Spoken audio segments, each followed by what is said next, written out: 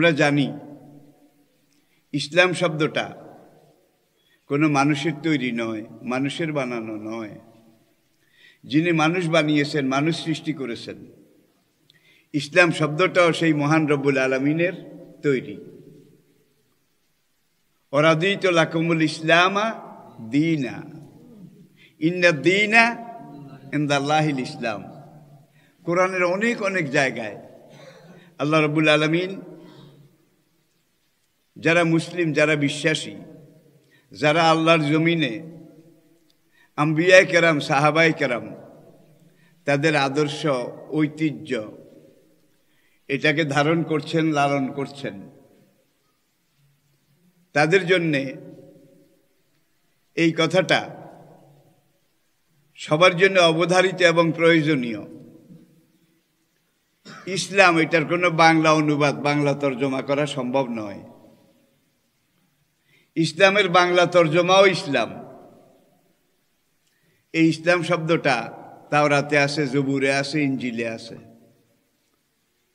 আদম আলাইহিস সালাম থেকে আমাদের নবী পর্যন্ত, আমাদের নবীজি থেকে কিয়ামত পর্যন্ত সারা দুনিয়ার মানুষের জন্য আল্লাহ যেই দিন নির্ধারণ করেছেন, যেই খেলাফত নির্ধারণ করেছেন, এই দিন এবং খেলাফত এটা লালন করা, পালন করা, ধারণ করা, নিজের জীবনে বাস্তবায়ন করা, নিজের পরিবেশে, পরিবারে, পরিসরে এটা দাওয়াতি কাজ করা, এটাকে কায়েম করার, প্রতিষ্ঠা করার প্রচেষ্টা চালিয়ে যাওয়া, এটা প্রত্যেক মুমিনের উপরে, আম্বিয়ায়ে কেরামের উপরে যেমন ফরজ ছিল, সব নবীর সাহাবাদের উপরে ফরজ ছিল, কিয়ামত পর্যন্ত সকল মুসলমানদের উপরেও ফরজ। কি ফরজ? আন আকিমুদ্দিন, হে আমার বান্দারা, তোমরা আমার জমিনে আমার দিন এটা কায়েম করো। আল্লাহর দিন কায়েমের চেষ্টা যদি আমরা করি, তাহলে আমরা সত্যিকার মুসলমান হতে পারব। আবার আমাদের সমাজে এমন মুসলমানও আছে যারা আল্লাহর দিন কায়েমের কথা এটা বললে তাদের অ্যালার্জি শুরু হয়, তাদের শরীরে চুলকানি শুরু হয়, যে দিন তো আছে, যে দূর পারি মানি, আবার দিন কায়েম এটা কিসের কথা? আল্লাহ পাক বলছেন, আদম, নূহ, ইব্রাহিম, ইসমাইল, দাউদ, সুলাইমান, সকল নবীকে সকল যুগে আমি বলেছি আন আকিমুদ্দিন, তোমরা আমার জমিনে আমার দিন কায়েম করো। তাহলে এটা শুধু আমাদের নবীজির আদর্শ নয়, এটা মিন সুনানিল আম্বিয়া, সকল যুগে সকল নবী আল্লাহর জমিনে আল্লাহর দিন কায়েম করতে গিয়ে, বাতিলের বিরোধিতা করতে গিয়ে মার খাননি বোধ হয়, জুলুম সহ্য করেননি বোধ হয়। আমাদের নবী বোধ হয় মার খাননি, সাহাবায়ে কেরাম মার খাননি। বাতিল তো ছিল, আছে, থাকবে, কিয়ামত পর্যন্ত থাকবে। এখন এই বাতিলকে সামনে রেখেই কিন্তু ইসলাম কায়েম, দিন কায়েমের এই চেষ্টা করা সকল মুসলমানের উপরে ফরজ। আমাদের নবীজি শুধু আখিরি নবী নন, তিনি সাইয়্যিদুল মুরসালিন, সাইয়্যিদুল আম্বিয়া, সকল নবীদের তিনি সর্দার। আদম আলাইহিস সালাম থেকে ঈসা আলাইহিস সালাম পর্যন্ত এক এক নবীর এক এক রকমের বৈশিষ্ট্য ছিল, সিরত ছিল। কিন্তু আমাদের নবীজির ভিতরে আল্লাহ রাব্বুল আলামিন রিসালাত, দিন এটাকে পরিপূর্ণতা দেওয়ার জন্যে যেই জীবন আদর্শ আমাদের নবীর জীবনে দিয়েছিলেন, সকল নবীর আদর্শ আমাদের নবী একা ধারণ করেছেন। সকল নবীর ভিতরে যা ছিল, আমাদের নবীর ভিতরে তার সবকিছু একত্রিতভাবে ছিল, যার জন্য তিনি সাইয়্যিদুল মুরসালিন, যার জন্য তিনি সাইয়্যিদুল আম্বিয়া, যার জন্য তিনি সরকারে দো আলম। এখন আসুন, এই দিন কায়েম করতে গিয়ে নবীজি সাহাবায়ে কেরাম তাদেরকে নিয়ে যখন ময়দানে ঝাঁপিয়ে পড়লেন, ঝাঁপিয়ে পড়ার পরে বাতিল বাধা দিল, সেই যুগে বাধা দিয়েছে, এই যুগে বোধহয় দেয় না। আগামী যুগে বোধহয় দেবে না। এখন আপনি যদি বলেন যে আব্দুল্লাহ নওয়াইর মতো চাইছিলাম দিনের কিছু কাজ করব, দিনের কথা বলবো, দিনের দাওয়াতি কাজ করব, বাতিল যেইভাবে চোখ গোড়ানি দিছে, দেশ খারাপ, সময় খারাপ, জান বাঁচান ফরজ। আমাদের মধ্যে কিন্তু এই তালের মুসলমানের সংখ্যা বেশি। দেশ খারাপ, সময় খারাপ, জান বাঁচান। আচ্ছা, কোনো নবী কি এই কথা বলেছিলেন? কোনো সাহাবী কি এই কথা বলেছিলেন? তাহলে আমরা নবুয়তের জায়গায়ও নাই, সাহাবাই কেরামের আদর্শ জায়গায়ও নাই। সারা রাত যদি আপনি সেজদায় পড়ে থাকেন, আল্লাহর কসম কোনো লাভ হবে না। রাতে আপনাকে সেজদা করতে হবে, রুকু করতে হবে। দিনের বেলা ঘোড়ার পিঠে চড়ে আপনাকে জিহাদ করতে হবে দিন কায়েমের জন্য। আমি কি বুঝাতে পেরেছি? এখন আসুন, বদরের পরে উহুদের যুদ্ধ আমরা জানি, সেটা এমন ভয়াবহ, বাতিলের সাথে সংঘাত ছিল, মোকাবিলা ছিল।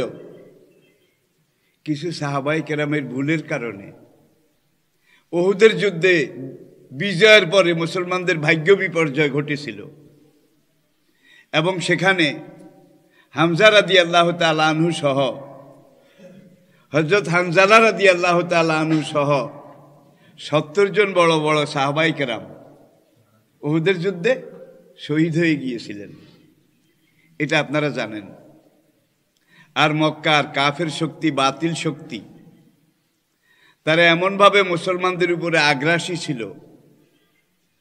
হামজা রাদিয়াল্লাহু তাআলা আনহু উহুদের ময়দানে যখন শহীদ হয়ে গেলেন, মক্কার আবু সুফিয়ানের স্ত্রী হেন্দা, একটা ঐতিহাসিক নাম, এই হেন্দা এসে উহুদের ময়দানে যখন দেখলো হামজা তিনি শহীদ হয়ে গেছেন, এই হেন্দা হামজা রাদিয়াল্লাহু তাআলা আনহুর নাক কেটে ফেললো, শহীদি লাশের ঠোঁট দুইটা কেটে ফেললো, কান দুইটা কেটে ফেললো। পুরুষ যদি সন্ত্রাসী হয়, জেদ্দুর হয়, নারী সন্ত্রাসী হইলে তার 14 গুণ বেশি হয়। এরপরে বুকটা চিরে হামজা রাদিয়াল্লাহু তাআলা আনহু শহীদি লাশের কলিজা গুর্দা বের করে মুখে দিয়ে চাবায়ে খেয়ে খেয়ে থুথু ফেলেছে, রক্ত এবং কলিজা গুর্দা মিশ্রিত। আল্লাহ নবী হামজা রাদিয়াল্লাহু তাআলা আনহুর লাশ সামনে রেখে যেভাবে কেঁদেছিলেন, কোন শহীদের জন্য এইভাবে কাঁদেননি। কাঁদতে কাঁদতে নবী বলেছিলেন, মৃতের লাশ দাফন করা যদি ফরজ না হতো তাহলে চাচা হামজার লাশ আমি দাফন করতাম না। কাক, শকুন, পশু পক্ষীকে খাওয়াইতাম। হাসরের মাঠে সব মানুষ জমিন থেকে উঠত, আর আমার শহীদ চাচা হামজা বিড়াল কুকুর, শিয়াল কুকুর, শকুন কাকের মুখ থেকে আসতো, কারণ তারা ভাগযোগ করে এইভাবে খেয়ে ফেলতো যদি দাফন না করতাম। তখন আমি আল্লাহকে এই কথাটা বলতে পারতাম, যেই চাচা দিনের জন্যে নিজের সম্পদ, নিজের মাল, নিজের শক্তি সবকিছু দিয়েছেন, পরিশেষে নিজের জীবনটাও ইসলামের জন্য দিয়েছেন। রব্বুল আলামিন, তুমি এত বড় মহান শক্তিশালী, কাদের মতলক, তুমি কি আমার চাচা শহীদি লাশটা হেফাজত করতে পারোনি? এই লাশটাকে এই বেইজ্জতি কেন করলো? এই 70 শহীদের মধ্যে হানজালার কথা আপনারা জানেন, আপনারা জানেন। হামজা রাদিয়াল্লাহু তাআলা আনহুর কথা আপনারা জানেন। হযরতে জাবের রাদিয়াল্লাহু তাআলা আনহুর আব্বা হযরত আব্দুল্লাহ, ইতিহাস যাকে বলে জাবের ইবনে আব্দুল্লাহ, সে আব্দুল্লাহ বুড়া মানুষ, তিনিও উহুদে শহীদ হলেন। তাদেরকে শহীদের লাশগুলো উহুদের ময়দানে দাফন করা হলো। দাফন করার 47 বছর পরে, আবার বলছি, উহুদের শহীদের লাশ দাফন করার 47 বছর পরে, খোলাফায়ে রাশিদিনের 30 বছর চলে গেল। এরপরে উমাইয়া বংশের শাসকরা আসলো, হযরত মুআবিয়া রাদিয়াল্লাহু তাআলা আনহু তখন মুসলিম দুনিয়ার বাদশাহ। সেই সময় মদিনায় পানির অভাব ছিল, পানির কাহাত ছিল। মুআবিয়া রাদিয়াল্লাহু তাআলা আনহু সিদ্ধান্ত নিলেন যে মদিনায় পানি সাপ্লাইয়ের জন্য এই প্রথম পানি সরবরাহের জন্যে একটা নালী পাকা করে এমনভাবে তৈরি করা হবে পুরা মদিনার কোনো মানুষ যেন পানির জন্য কোনো কষ্ট না পায়। এখন নালী কাটা শুরু হয়ে গেল। বহু দূর থেকে কাটতে কাটতে যখন উহুদের ময়দানের এখানে আসলো, সেখানে কোনো দেওয়াল ছিল না, কোনো ব্যারিকেড ছিল না। এখান দিয়ে যখন ড্রেনটা কেটে মদিনা শহরের দিকে ঢুকতেছিল, তখন হামজা রাদিয়াল্লাহু তাআলা আনহু শহীদি লাশ এটা বের হয়ে গেল। নাক নাই, কান নাই, ঠোঁট দুটাও নাই, বুকটা একবারে ফাঁড়া, কলিজা গুর্দাগুলাও নাই। তার লাশ যখন এইভাবে ড্রেন কাটার সময় বের হয়ে গেল, তখন সাহাবাই কেরাম সেই সময় যাওয়ার পরে উহুদের ৪৭ বছর পরে যখন এই হামজার লাশ বের হয়ে গেল প্রথম, তখন দেখা গেল এখান থেকে রক্ত টপ টপ করে বের হচ্ছে, এখান থেকে রক্ত টপ টপ করে ঝরে পড়ছে, ঠোঁট থেকে রক্ত ঝরে পড়ছে। যেইভাবে ৪৭ বছর আগে দাফন করা হয়েছিল, আল্লাহর কসম লাশটা হুবহু সেইভাবে আসে। মরলে তো রক্ত জমাট হয়ে যায়, কিন্তু হামজার রক্ত জমাট হয় নাই। একবারে জীবিত মানুষকে দাফন করলে যেইভাবে, কাফনটাও অর্ধেক ছিল কাপড়, কারণ কাপড়ের খুব অভাব ছিল। মদিনায় যাওয়ার পরে মুসলমানদের খাওয়া দাওয়ারও কোনো ব্যবস্থা ছিল না। 2টা চাদর হামজা রাদিয়াল্লাহু তাআলা আনার বোন সাফিয়া, হযরত সাফিয়া রাদিয়াল্লাহু তাআলা আনা, তিনি ভাইয়ের কাফনের জন্য পাঠালেন। পাঠানোর পরে অন্যান্য লাশ দাফন হয়ে গেছে, 2টা লাশ বাকি আছে। এখন নবীজি দেখলেন দুটোটা চাদর যদি হামজা রাদিয়াল্লাহু তাআলা আনুর গায়ে দিয়ে কাফন তাকে দাফন করা হয়, তাহলে আরেকজন শহীদ, তাকে দাফন করার মতো কোনো কাপড় পাওয়া যায় না। তখন একটা চাদর হামজা রাদিয়াল্লাহু তাআলা আনুর হাঁটু থেকে মাথা পর্যন্ত এইভাবে জড়িয়ে ঢাকা হলো, আর হাঁটু থেকে নিচের দিকে আরবে একরকম ঘাস হয়, ইজখির, ঘাসটার নাম ইজখির। আমাদের দেশের এই সনটন এগুলার মতো আর কি, বা ওগলা পাতা, এই ধরনের, এগুলা দিয়ে একবারে পাও 2টাকে পেঁচিয়ে তারপরে বেঁধে তাকে দাফন করা হয়েছে। দেখা যায় ৪৭ বছর পরে লাশটাও তাজা, ওই ঘাসগুলাও তাজা, ঘাস বেয়ে বেয়েও রক্ত বের হচ্ছে। আর একটু সামনে গিয়ে যখন আবার ড্রেনের কাজ মদিনা শহরের দিকে যাচ্ছে, জাবেরের আব্বা হযরত আব্দুল্লাহ, আবার বলছি জাবের ইবনে আব্দুল্লাহ, ওই বুড়া শহীদের লাশটা বের হলো। বের হওয়ার পরে দেখা গেল যে তার শরীরে যেখানে যেখানে জখম, কাফনের ভিতরে সেই জখমগুলো থেকে তখনও রক্ত বের হচ্ছে। শহীদ হওয়ার ৪৭ বছর পরে একটা হাত, ডাইন হাত, এইটা কাফনের ভিতর থেকে বের হয়ে এসে এইখানে তার কপালের ডান দিকে এখানে একটা তীর ঢুকেছিল হযরত আব্দুল্লাহর, জাবেরের আব্বার। দেখা যায় হাতটা বের হয়ে এসে যেখানে তীর ঢুকেছিল এখানে এই জখমের জায়গাটা এইভাবে ধরা আছে। কে ধরেছে? এরপরে জাবের রাদিয়াল্লাহু তাআলা আনহু তিনি সেখানে গেলেন, অন্য সাহাবারাও গেলেন। পরবর্তীতে দেখা গেল যে হাতটাকে এখান থেকে সরিয়ে কাফনের ভিতরে ঢুকানোর জন্য হাতটা যখন টান দিছে, শির শির করে রক্ত বের হওয়া শুরু করেছে। তাড়াতাড়ি হাতটাকে আবার সেখানে লাগিয়ে দিয়েছে, রক্ত বন্ধ হয়ে গেছে। তাহলে বোঝা গেল শহীদের লাশ, আল্লাহ দ্বীনের জন্য যারা শাহাদাত বরণ করেছেন তাদের লাশ এটা পচে না। তাদের লাশ যেভাবে দাফন করা হয় হাসরের মাঠে ঠিক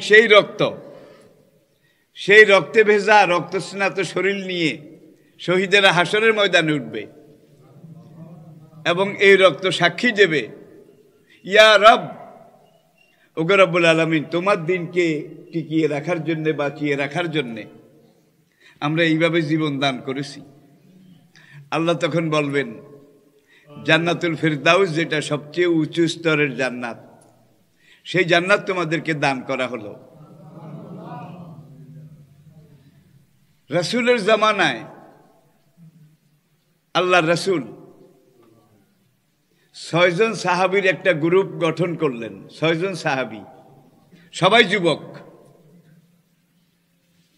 তারা ছিলেন আর্মি ইন্টেলিজেন্ট, সেনা গোয়েন্দা, আর্মি ইন্টেলিজেন্ট। নবী এই 6 জনের একটা গ্রুপ পাঠালেন, তোমরা মক্কার দিকে যাও, গিয়ে একটু পর্যবেক্ষণ করো, অবজার্ভ করো, কুরাইশরা কোনোখান দিয়ে আবার মদিনা আক্রমণ করার কোনো পরিকল্পনার ইঙ্গিত টিঙ্গিত, ইশারা প্রস্তুতির কোনো ইঙ্গিত পাওয়া যায় কিনা।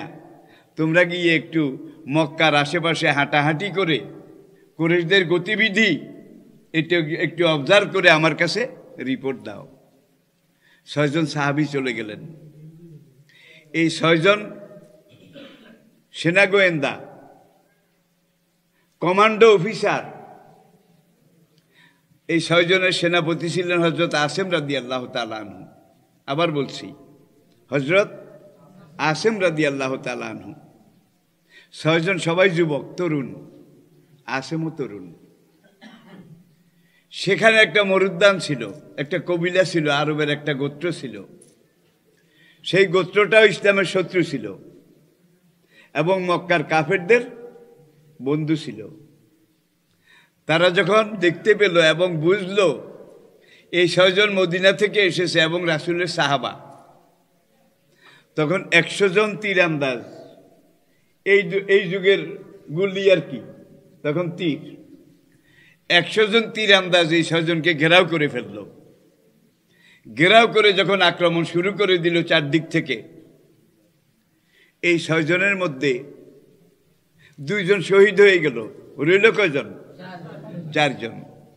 এই 4 জনে 100 জনের মোকাবিলা করতেছে, কতক্ষণ করা যায়?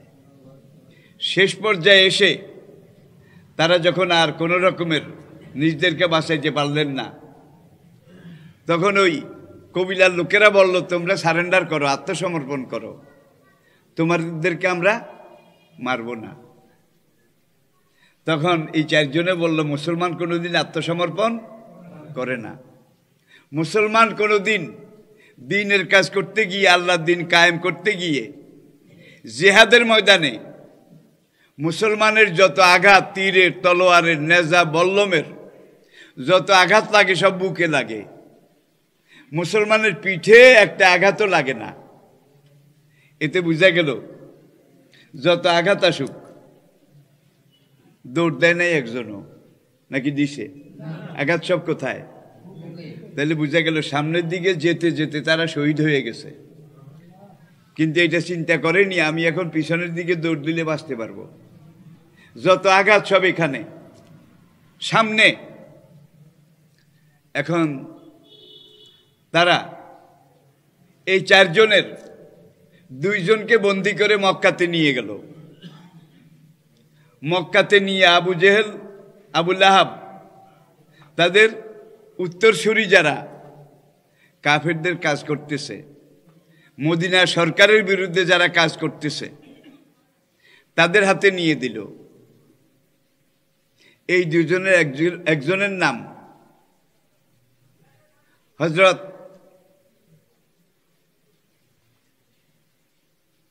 খোবাইব বিন আদি রাদিয়াল্লাহু তাআলা আনহু। এখন একজনকে তারা মক্কা থেকে অদূরে একটা জায়গা আছে, তখনকার গোরস্থান, জায়গাটার নাম তানিম। তানু আইন ইয়ামিম, তানঈম। সেখানে নিয়ে 2 পাহাড়ের মাঝখানে জবাই করে দিল একজনকে।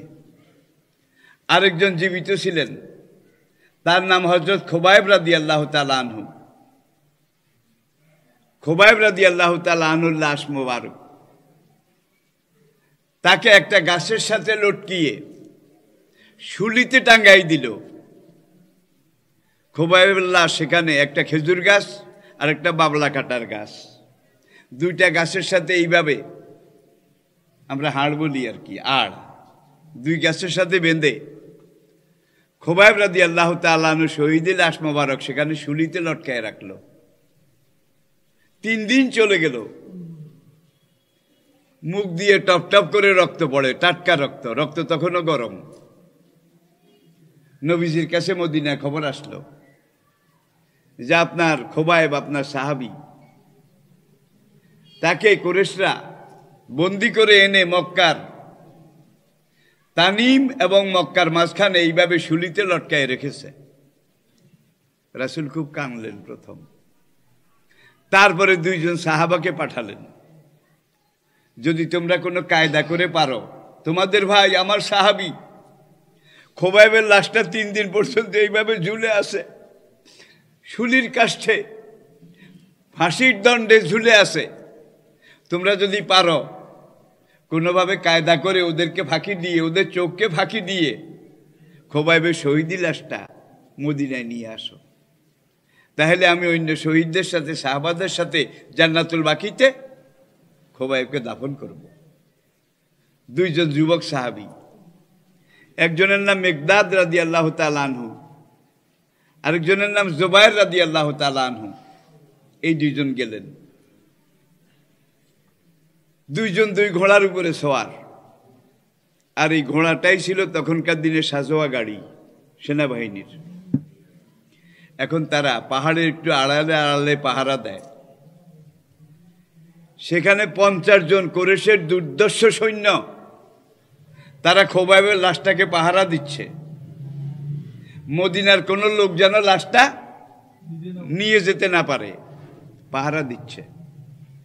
দীর্ঘ সময় সেখানে কেউ গান গায়, কেউ হাততালি দেয়, কেউ মদ খায়, কেউ নেশা খায়, ফুর্তি করে যে একটা মুসলমান হইলেও গাছে লটকাইছি, শুলি দিয়েছি। তারা এইভাবে নাচানাচি, নাচ গান করতে করতে ক্লান্ত হয়ে পাশের একটা খেজুর বাগানে গেল, যে এখানে গিয়ে আমরা একটু জিরাই নেই, বিশ্রাম করে নেই, শক্তিটাকে আবার চাঙ্গা করে তারপরে আমরা আবার এই খোবাইবের লাশ পাহারা দেব। ওই 50 জন দুর্ধর্ষ কুরাইশ কাফের, তারা যখন একটু একদিকে চলে গেল, এই 2 জন পাহাড়ের আড়াল থেকে বের হয়ে আসলেন। কোন 2 জন? মিকদাদ, জুবায়ের। রাসূল যে 2 জনকে পাঠিয়েছেন লাশ আনার জন্যে। মিকদাদ রাদিয়াল্লাহু তাআলা আনহু গাছে উঠলেন, যেই গাছে রশি বাঁধা। জুবায়ের রাদিয়াল্লাহু তাআলা আনহু তিনি নিচে দাঁড়িয়ে অপেক্ষা করছেন। মিকদাদ ওখানে ওই মোটা রশিটাকে এইভাবে ছুরি দিয়ে কেটে দিলেন। লাশটা নিচের দিকে যখন পড়ল, জুবায়ের রাদিয়াল্লাহু তাআলা আনহু মাটিতে পড়ার আগে লাশটাকে এইভাবে ধরে ফেললেন যেন মাটিতে না পড়ে। রাসূল তো বলেছেন লাশটা কায়দা করে যদি পারো মদিনায় নিয়ে আসো, জান্নাতুল বাকিতে আমি দাফন করব আমার শহীদ ভাইয়ের লাশ। এখন এই 2 জন চিন্তা করলেন, এক কাজ করো, পালাক্রমে মক্কা থেকে মদিনার দূরত্ব প্রায় 500 কিলোমিটার, প্রায় 500 কিলোমিটার। রাস্তা নাই, ঘাট নাই, পাহাড় পর্বত, ধুধু মরি, মরিচিকা, বালিয়াড়ি, বালির পাহাড়। এখন একজনে খোবাইব রাদিয়াল্লাহু তাআলা আনহু শহীদি লাশটা ডাইন হাতে কোলের উপরে নিয়ে ঘোড়ার পিঠে এইভাবে লাগামে পাও দিয়ে ডাইন হাতে লাশটাকে ধরেছে যেন পড়ে না যায়, আর বাম হাতে ঘোড়ার লাগাম এটাকে টেনে ধরেছে। তখনকার যুদ্ধের ঘোড়ার নিয়ম ছিল, তাদেরকে এমনভাবে ট্রেনিং দেওয়া হইতো, লাগাম যত জোরে টানতো ঘোড়ার স্পিড,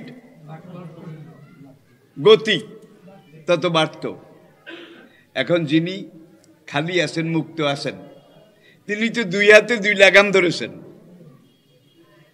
আর মিকদাদ রাদিয়াল্লাহু তাআলা আনহু 1 হাতে লাগাম ধরেছেন, আর 1 হাতে লাশ বুকের সাথে ধরে রেখেছেন। ওরা খেজুর বাগান থেকে বের হয়ে যখন দেখলো লাশ নাই, ওই যে নিয়ে যায় মদিনার দিকে, কই যায় যায় লাশ নিয়ে যায়, ধর ধর ধর, পিছু ধাওয়া করলো।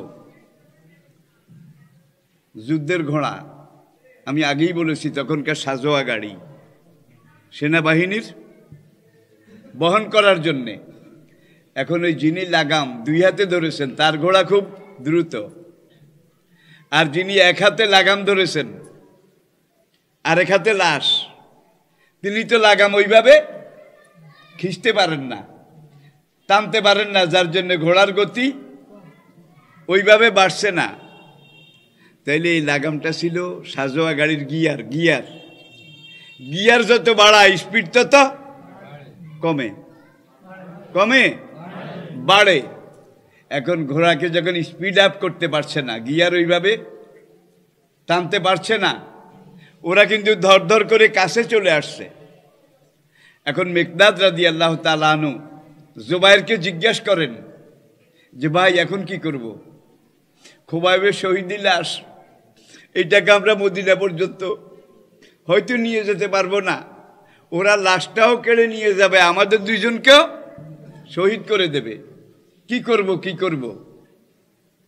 তখন দুইজনে সিদ্ধান্ত নিলেন যে নবী আমাদেরকে বলেছেন দুশমনের মোকাবিলা যখন হবে তখন একজন মুমিনের উপরে ফরজ হবে একদিকে মোকাবিলা করবে আর সবসময় নিজকে বাঁচানোর চেষ্টা করতে হবে। কারণ আমি যদি বাঁচি ইসলামের আরও কিছু কাজ হবে, আমি মরে গেলে আমার কাজটা বন্ধ হয়ে যাবে। এখন এক মরা লাশের জন্য আমরা জীবিত দুইজন মরব, এতে ইসলামের লাভের চাইতে নোকসান বেশি হবে, কি করা যায়? এই ঘোড়ায় চড়তে চড়তেই দুজন পাশাপাশি সিদ্ধান্ত নিল যে ভাই আমাদেরকে রাসূল বলছেন তোমরা নিজেরা বাঁচতে হবে, সেফটি ফার্স্ট,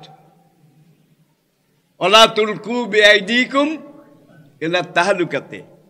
এখন লাশ বাঁচাইতে চাইলে আমরা মারা পড়ব, করবোটা কি? তখন দুজন সিদ্ধান্ত নিলেন এক কাজ করো, আমরা তো চেষ্টা করেছি, এখানে আমলনামায়ও লেখা আছে, বেঁচে থাকলে রাসূলকেও গিয়ে বলবো এইভাবে এইভাবে আমরা চেষ্টা করেছি কিন্তু পারিনি। এখন তাহলে লাশটাকে ছেড়ে দাও, জমিনে পড়ে যাক, ওরা যা করার করুক। তখন দুজনে পড়লেন আল্লাহু খায়রুন হাফিজাও ওয়া হুয়া আরহামার রাহিমিন, হাসবুনাল্লাহু ওয়া নি'মাল ওয়াকিল, নি'মাল মাওলা ওয়া নি'মান নাসির। এই আয়াত পড়তে পড়তে এই কোল থেকে খাব্বাবের লাশটা মাটিতে ফেলে দিলেন। মাটি হাঁ করে দুদিকে ফাঁক হয়ে গেল, ফেটে দুদিকে ফাঁক হয়ে গেল। লাশ পড়ার আগে লাশটা যখন পড়েছে ওই মাটির হাড় ভিতরে মাটি আবার সমান হয়ে গেল।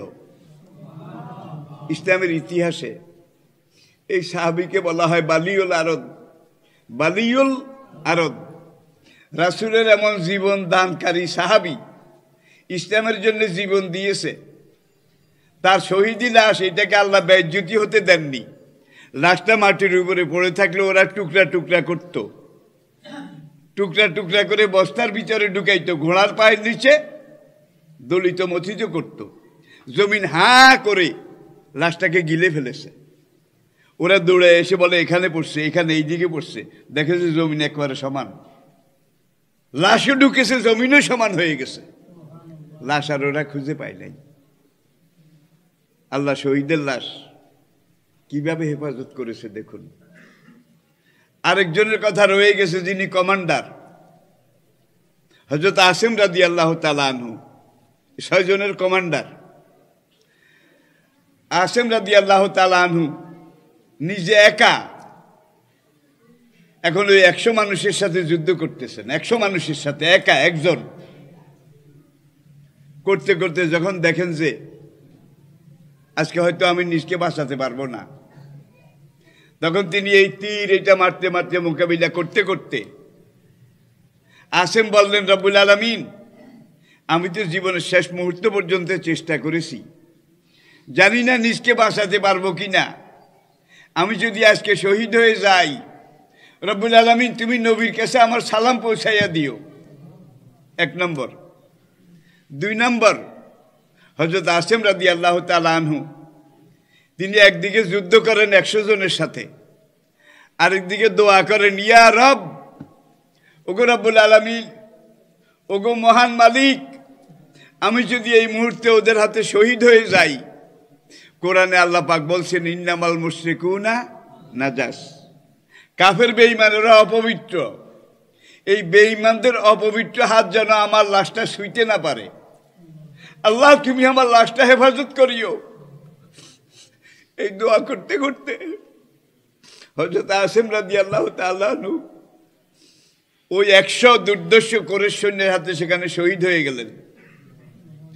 শহীদ হয়ে যাওয়ার পরে মক্কার এক নারী, তার নাম সোলাফা, বুখারী কিতাবুল মাগাজি থেকে বলতেছি, একটা কথাও আমার নয়, কিন্তু যতগুলো কথা এই পর্যন্ত বলেছি সবগুলো হাদিস থেকে বলতেছি আমি, বুখারী শরীফ থেকে, মাগাজি অধ্যায়, বাংলা অনুবাদ খুলে আপনারা মিলিয়ে নিয়েন।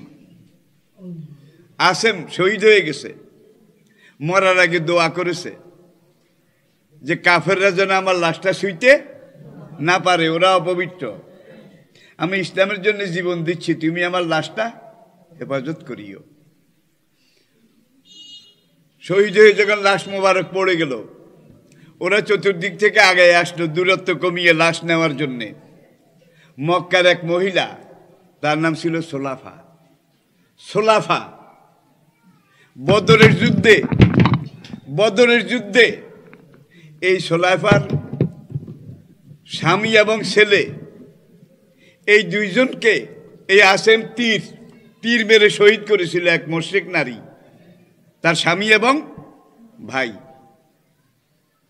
সোলাফা যখন খবর পেল যে আসিম রাসূলের সাহাবী, সে তার বাবাকে, স্বামী এবং সন্তানকে বদরের মাঠে এইভাবে হত্যা করেছে, সেই মহিলা কসম করল যে আসিমকে যদি কোনোদিন ধরা, আসিম, তাকে যদি কোনোদিন ধরা যায় আর মক্কার কোনো বীর পুরুষ আসিমের মাথাটা কেটে আমাকে এনে উপহার দিতে পারে, আসিমের মাথার খুলির মধ্যে এটাকে পাত্র বানিয়ে আমি মদ খাবো, মাথার খুলি এটাকে পেয়ালা বানাবে, মগজগুলা বের করে ফেলে মাথার খুলিতে সে মদ খাবে, এবং আমার স্বামী এবং ছেলেকে যে আসিম মেরেছে সেই আসিমের মরা লাশ অথবা মাথা, এটা যদি কেউ কোনো বীর এনে দিতে পারে তাকে আমি 100 উট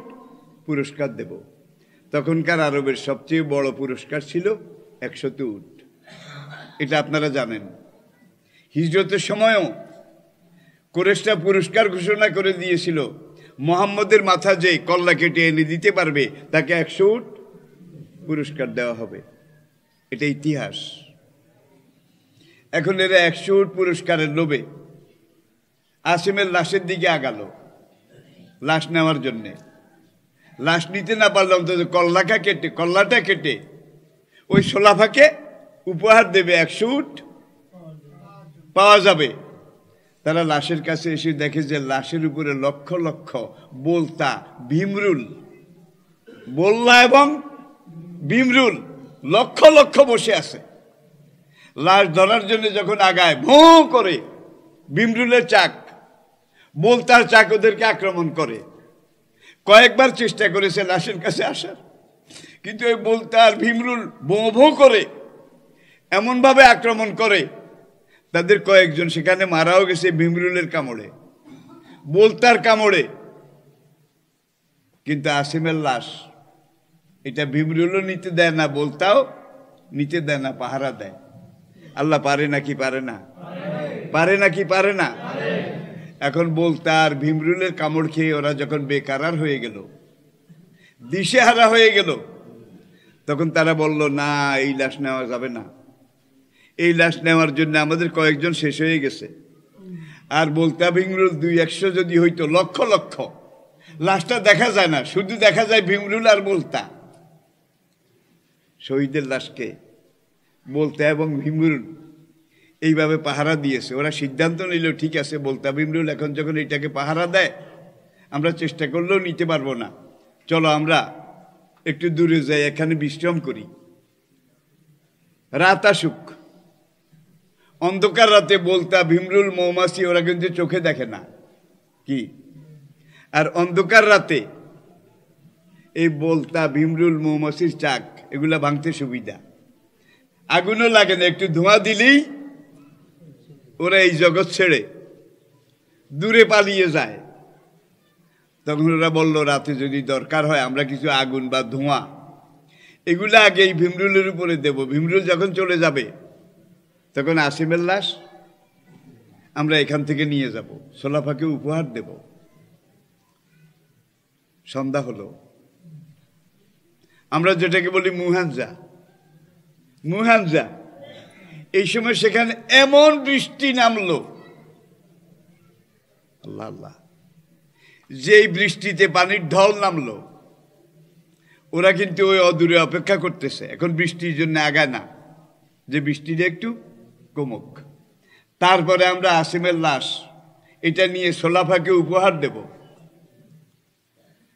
বৃষ্টিতে ওই পাহাড়ের ডালে ডালে কিনারায় কিনারায় উপত্যকা অধিত্যকায় এমন একটা পানির স্রোত, বন্যা সৃষ্টি হয়ে গেল। ওই বন্যার স্রোতের সাথে আসিমের শহীদি লাশ মোবারক পাহাড়ের দিকে যেতে যেতে এক জায়গায় গিয়ে মাটির নিচে পাহাড়ের তলায় গুহার মধ্যে ঢুকে গেল। ওরা আর খুঁজে পেল না। আল্লাহ পাক এইভাবে হযরত আসিম রাদিয়াল্লাহু তাআলা আনহু তার শহীদি লাশ মোবারক এটাকে হেফাজত করেছেন। আপনারা জানেন হযরত হানজালা রাদিয়াল্লাহু তাআলা আনহু 2 দিন আগে বিয়ে করে নতুন বউ ঘরে এনেছেন। এখন উহুদের দিন, হানজালা রাদিয়াল্লাহু তাআলা আনহু 2 দিন আগে বিয়ে করেছে, মনে রাখবেন, জীবনের হানিমুন, মধুচন্দ্রিমা যেই মুহূর্তে পালন করা হচ্ছে। হানজালাও উহুদের ময়দানে যাওয়ার জন্য লাইনে এসে দাঁড়ালো, জিহাদে যাবে। রাসূল হানজালাকে দেখে বললেন, লি নফসিকা আলাইকা হাক্কুন ওয়া যাওজাতিকা আলাইকা হাক্কুন। হানজালা, তোমার যাওয়ার দরকার নেই, তোমাকে ছুটি দিলাম। 2 দিন আগে নতুন বউ ঘরে এনেছ, ওই বউর একটা হক তোমার উপরে আছে, তুমি বাড়িতে থাকো। আগামী রাতটা তুমি বউর সাথে হানিমুন, মধুচন্দ্রিমা, এটা উপভোগ করো, এটা তোমার হক, এটা আল্লাহ পাক তোমাকে উপহার দিয়েছেন। হানজালা যেতে পারেননি, অন্যরা গেছে। রাতের বেলা মদিনাতে একদল লোক ওই টিনের চুঙ্গা, আগে তো এগুলাই ছিল, টিনের চুঙ্গা, এটা দিয়ে মদিনার রাস্তায় রাস্তায় হাঁটে আর কয়, শহরবাসী, নগরবাসী, মদিনাবাসী, উহুদের ময়দান থেকে খবর আসতেছে নবী নাই, নবী নাই, নবী শহীদ হয়ে গেছে। কাদ কোতেলা মুহাম্মদ, উহুদ থেকে এই খবর আসতেছে যে নবী শহীদ হয়ে গেছে। ইবলিস কিন্তু গুজব এটা রটাইছিল উহুদের সেই সংকটময় সময় সন্ধিক্ষণে।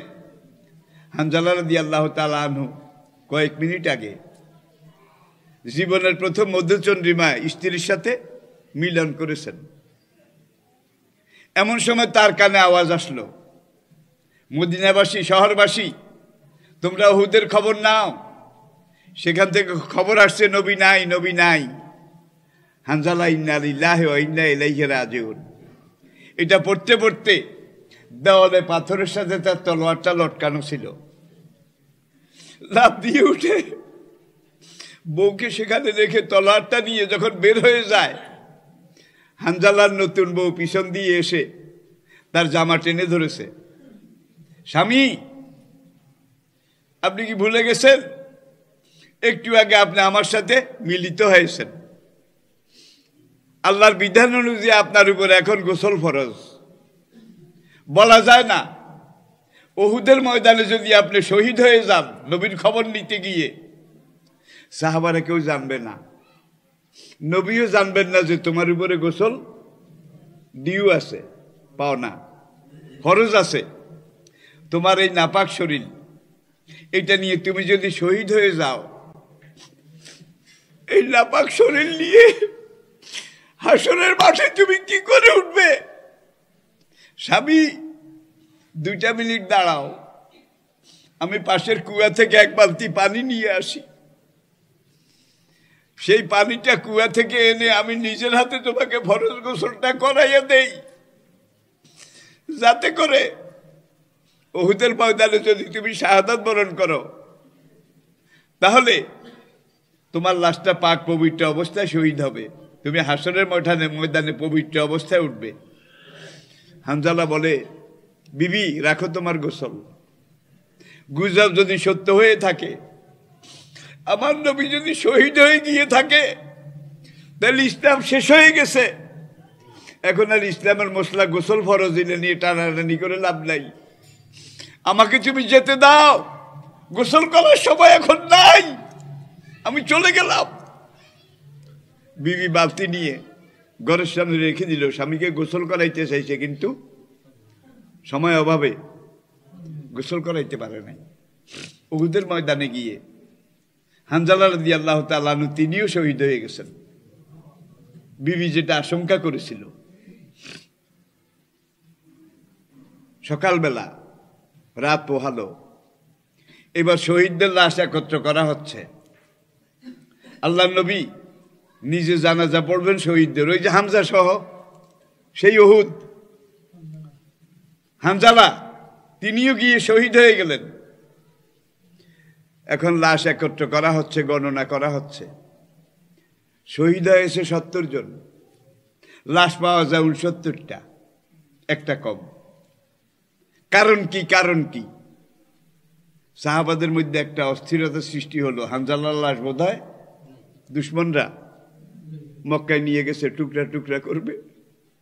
তারা খোঁজে খোঁজে, নবীও কান্দে, সাহাবারাও কান্দে, শহীদ ভাই হানজালার লাশটা কোথায় গেল, কোথায় গেল? রাসূল উপরের দিকে তাকাইলেন, মুখে একটু হাসি আসলো, চোখ দুটা নামিয়ে তারপরে বলেন, ইয়া মাশাআল আসহাব ইন্নী আরা মা লা তারাও না, আমি যা দেখি তোমরা তা দেখো না। হানজালার লাশের জন্য তোমরা যখন কাঁদতেছিলে, আমি কাঁদতেছিলাম, জিবরিল এসে বলে আপনি কাঁদবেন না, উপরের দিকে তাকান। আমি তাকিয়ে দেখলাম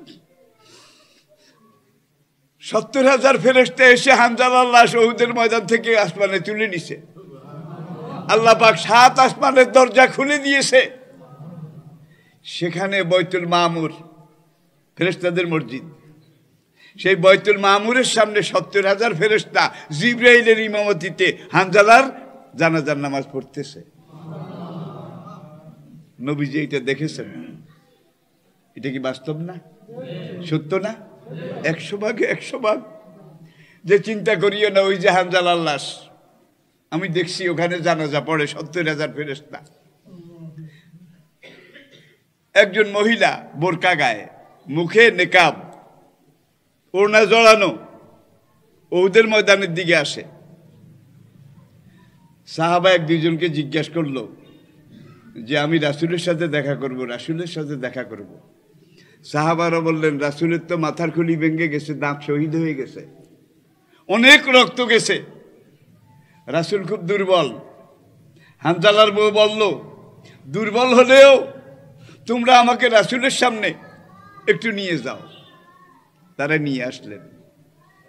হানজালার বউ বলে, ইয়া রাসূলুল্লাহ, আমি একটা মেসেজ নিয়ে এসেছি, একটা গোপন সংবাদ নিয়ে এসেছি, এই সাহাবাদের সামনে এইটা আমি বলতে পারবো না, আপনি মেহেরবানি করে সাহাবাদের কাছ থেকে একটু দূরে আসেন, আমি নিজে ব্যক্তিগতভাবে আপনাকে এই জরুরি মেসেজ, জরুরি খবরটা বলবো। রাসূল 2জন সাহাবার কাঁধে ভর দিয়ে 40 কদম দূরে গিয়ে আরেকটা পাথরের উপরে এই 2 সাহাবা আহত নবীকে বসিয়ে তারা সরে গেলেন। সরে যাওয়ার পরে এই মহিলা রাসূলকে সালাম করলেন, আসসালাতু ওয়াসসালামু আলাইকা ইয়া রাসূলুল্লাহ।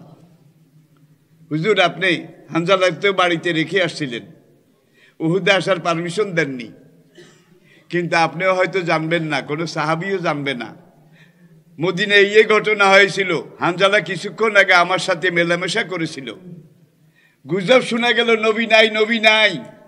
হানজালা তলোয়ার নিয়ে পাগল হয়ে উহুদের দিকে দৌড় দিল। আমি এত অনুরোধ করলাম গোসল করাই দেই, গোসল করাই দেই, তুমি যদি শহীদ হয়ে যাও এই নাপাক শরীর নিয়ে হাসরের মাঠে তুমি কি করে উঠবে? হানজালা আমাকে সময় দেয় নাই। ওগো আল্লাহ রাসূল, একটাই খবর, হানজালার লাশটা যদি পাওয়া যায়, শহীদদের তো গোসল দেওয়ানো হয় না, হানজালার শরীরটা নাপাক, আপনি তাকে গোসলটা দেওয়াই দিয়েন।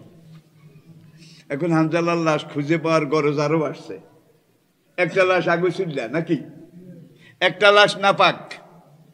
নবী আকাশের দিকে চেয়ে বলে যে আমি এমন কিছু দেখেছি যা তোমরা দেখনি। ইন্নি আলা আরা মা লা তারাও না।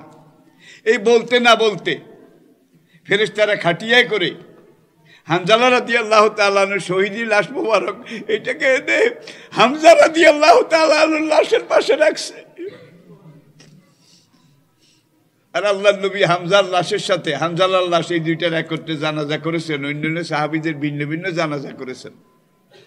তাহলে ইসলামের জন্য যদি আপনি ময়দানে নামেন, দাওয়াতে দিন, দাঈ আল্লাহ হিসাবে, একামতে দিন, হেফাজতে দিন, এটার জন্য যদি আপনি জীবন দেন, তাহলে জীবন দেওয়া হয় না, এমন এক জীবন লাভ করা যায় যেই জীবনের কোনোদিন শেষ নাই। এমন এক জীবন পাওয়া যায় যেই জীবনটার তুলনা দুনিয়ার কিছুর সাথে আমি দিতে পারবো না।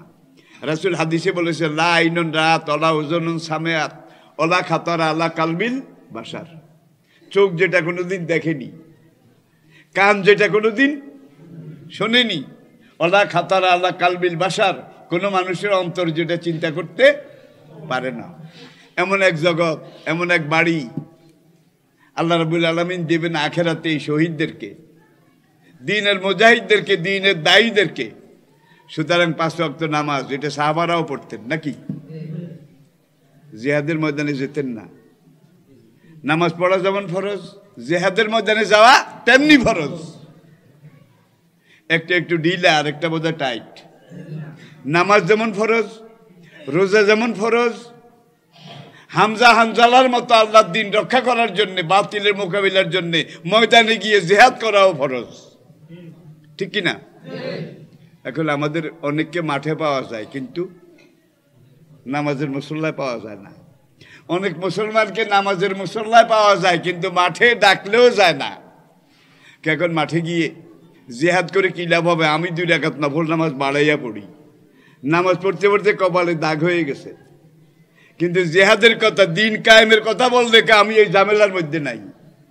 আল্লাহর কসম, সারা জীবন যদি সেজদা আপনি পড়ে থাকেন, এই সেজদা কোনো কাজে আসবে না। সেজদা করে নিজকে পারফেক্ট করতে হবে, প্রস্তুত করতে হবে, এবং ময়দানে আনাকিমুদ্দিন, আল্লাহর দ্বীন প্রতিষ্ঠার জন্য আপনাকে কাজ করতে হবে। আর এই কাজ করতে গেলে ঠেলা খাওয়া লাগবে। কি আমরা ঠেলা খাইতে একজনও রাজি না। যেটা আমরা কি মোমেন? আমরা কি মোমেন? আব্দুল্লাহ ইবনে উবাই 5 ওয়াক্ত নামাজ হুজুরের পিছনে পড়তো। আব্দুল্লাহ ইবনে উবাই মুনাফিকদের সর্দার, এমনভাবে জামাতে হুজুরের পিছনে পড়তো, জীবনে কোনো একদিন 1 রাকাত জামাত ছুট যায় নাই। এই উহুদের ডাক আসলো, 1000 সাহাবা নিয়ে নবী রওনা করলেন। আব্দুল্লাহ ইবনে উবাই বললেন, ইয়া রাসূলুল্লাহ, আপনার পিছনে নামাজ পড়তে রাজি আছি, আপনার ইক্তেদা করতে রাজি আছি, সব রাজি আছি, কিন্তু দয়া করে আমার এই ঝামেলার মধ্যে নিয়েন না।